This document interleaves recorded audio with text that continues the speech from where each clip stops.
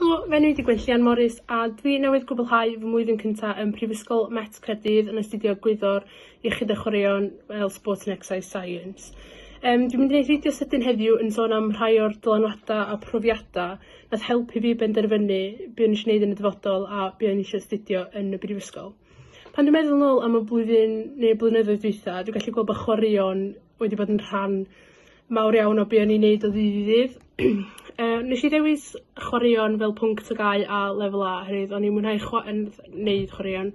So ni'n rhan o tîmau hoci, pêl-rwyd, rygbi, bob math o bethau. Felly ni'n gwybod bod fi'n mwynhau o, ond eto wedyn o'n i eisiau dysgu mwy am fatha y corff a pam bod rhai bethau'n digwydd. Felly nes i fynd yn wneud o'n tygau a wedyn prhau i astudio yn lefel A. Felly dwi'n meddwl bod hynna'n rhan mawr iawn o pam bod fi wedi wneud o wedyn yn y Brifysgol.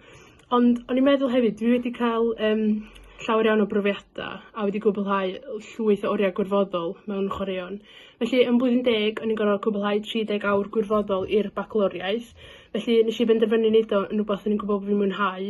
Felly nes i fynd at y tîm hoci lleol, herwydd o'n i'n chwarae i'r tîm cyntaf merched, a dechrau gwirfoddoli efo yr tîm ieuenctid, so plant oedd yn blwyddyn 4, 5 a 6 ysgol gynradd.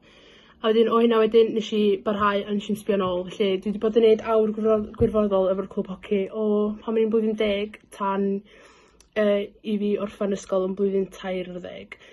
O hynna wedyn, oherwydd o'n i'n mwynhau o, nes i ymuno efo rhaglen gwirfoddol Llysgynhadon yn Gwynedd. So o'n i'n cael helpu efo prosiectau gwahanol, felly ras y Wyddfa, camp rygbi efo Dybyl Riw, a o'n i'n cael gwneud sesiynau fy hun, felly ar nos Wener o'n i'n gwneud pêl-rwyd efo tîm genethod yr ysgol. O hynna wedyn o'n i'n helpu yn fy awr giwnio efo'r athrawon, i'n gwneud clwbiau gwahanol, ac o'n i'n gwneud rhywun peth ar ôl yr ysgol. Herwydd fi'n gwneud llawer iawn o wirfoddoli, ges i llawer iawn o gyfleoedd i gwblhau hyfforddiant mewn llawer o bethau gwahanol. Felly gen i gyfleusterau i hyfforddi a dyfarnu bethau fatha hoci a bêl-rwyd, ond eto mae gen i bethau hollol random fatha tennis, mini tennis, athleta, bob math o bethau.